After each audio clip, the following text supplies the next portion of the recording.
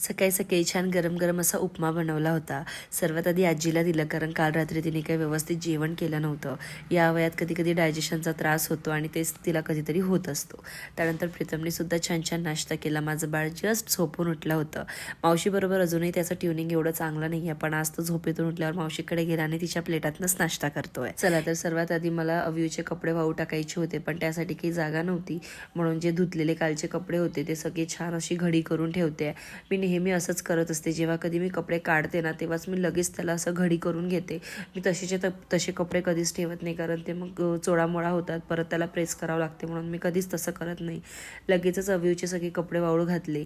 छान असं ऊन असते आमच्याकडे दिवसभर बाल्कनीमध्ये, आणि हे बघून मला अत्यंत हॅपीनेस होते. त्यानंतर छान देवाची पूजा केली. देवाची पूजा केली की माझं मन खूप शांत होऊन जातं. थोडा त्रास आहे कमरेला पाठीला अजूनही, पण असो. त्यानंतर आत्ता मला कुठेतरी वेळ मिळाला होता चिया सीड वॉटर एन्जॉय करायसाठी.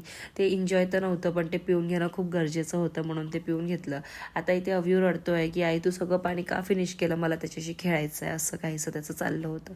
चला असो, आता वेळ मिळाला आहे म्हटलं चला स्वयंपाकाच्या पूर्वीना थोडं जेवण करून घेते, म्हणजे नाश्ता करून घेते. तर आजीला पण थोडा चहा दिला आणि मी सुद्धा नाश्ता करायला बसली. आईची गोष्ट वापरते ते सगळ्याच गोष्टी आजकाल अव्यूला लागतात. त्याला कपही लागतो, त्याला स्पूनही लागतो आणि त्याला प्लेटही लागते, आणि त्यातही थोडं नाही, मला भरपूर लागतं. चला असो. फ्रीजमधनं ना माहिती नाही का पण भरपूर पाणी असं जात होतं. त्याचबरोबर कबूतरने सुद्धा पट्टी करून हे सगळं घाण केलं होतं. हे किती वेळा साफ करायचा प्रश्न आला होता. म्हणून आता कबूतराचं दाणे पाणी सगळं इथनं बंद करायचं होतं. त्याचबरोबर सोसायटीचा सुद्धा नोटीस आला आहे की कोणीही त्यांना खायला प्यायला काही द्यायचं नाही, कारण ते खूप घाण करतात. त्याचबरोबर छान असा स्वयंपाक मांडून घेतला होता. अव्यू झोपून उठला होता. त्याला छान छान एक लाडू दिला राजगिराचा, त्याने तो खाल्ला. त्यानंतर त्याला मस्ती करायची होती. त्याला घोडा बाबांबरोबर खेळायचं होतं, पण बाबा कामात होते, म्हणून आई जास्तीची घोडा झाली होती.